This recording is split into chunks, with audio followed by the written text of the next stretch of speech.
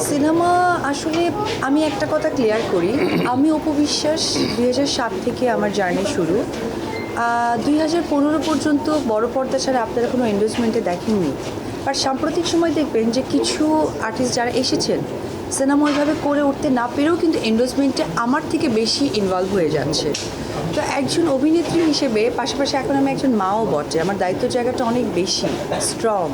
তো সেই জায়গা থেকে আমি যখন সিনেমা করেছি খুব মনোযোগ দিয়ে সিনেমা করেছি এবং আজকে খুব ভালো লাগছে একটা কথা বলতে, আমার পাশে যে নায়ক আছে আজকে এক বুক ভালোবাসা দিয়ে আমাদের দুজনের জার্নি হয়েছিল আপনাদের দর্শকদের কাছে বড় পর্দার মধ্য দিয়ে।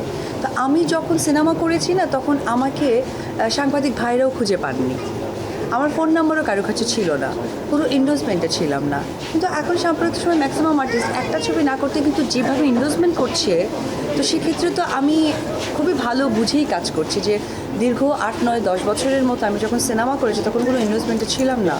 আফটার মাদার আমার কাছে মনে হয়েছে যে অ্যাজ এ সেলিব্রিটি আমার দায়িত্ববোধ থেকে এন্ডোর্সমেন্ট করা দরকার।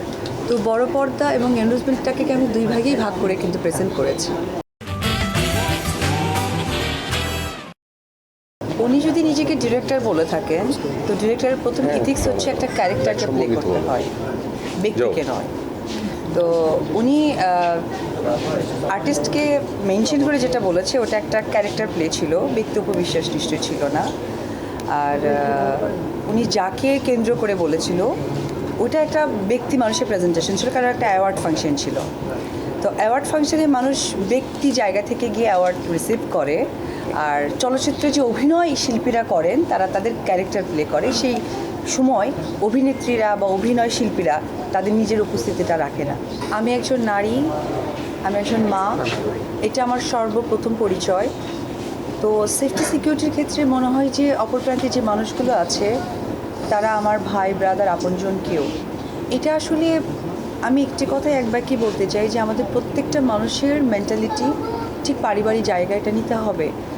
অপর প্রান্তের মানুষ যে আমাকে বাজেভাবে ট্রিট করছে, সে তারও তো বাসা আছে, বাসায় যাচ্ছে, তার হয়তো বোন আছে, মা আছে, ওয়াইফ আছে বা মেয়ে সন্তান আছে। যখন তারা চিন্তা করবে যে আমার ঘরেও ঠিক এই 4টা পজিশনের মানুষ আছে আর আমি যে মানুষকে ট্রিট করছি সেও ঠিক কারো হয়তো বা ওয়াইফ, মেয়ে, সন্তান, মা। তো এইটা যখন মানসিকভাবে সৃষ্টি হবে তখন আমার মাঝে সব কিছু ঠিকঠাক হয়ে যাবে। কারণ এইটা কখনোই আপনাকে আমি বাধা দিয়ে, আপনি আমাকে বাধা দিয়ে কন্ট্রোল করা সম্ভব নয়। এটা আমাদের নিজেদের জায়গা থেকে সৃষ্টি করতে হবে।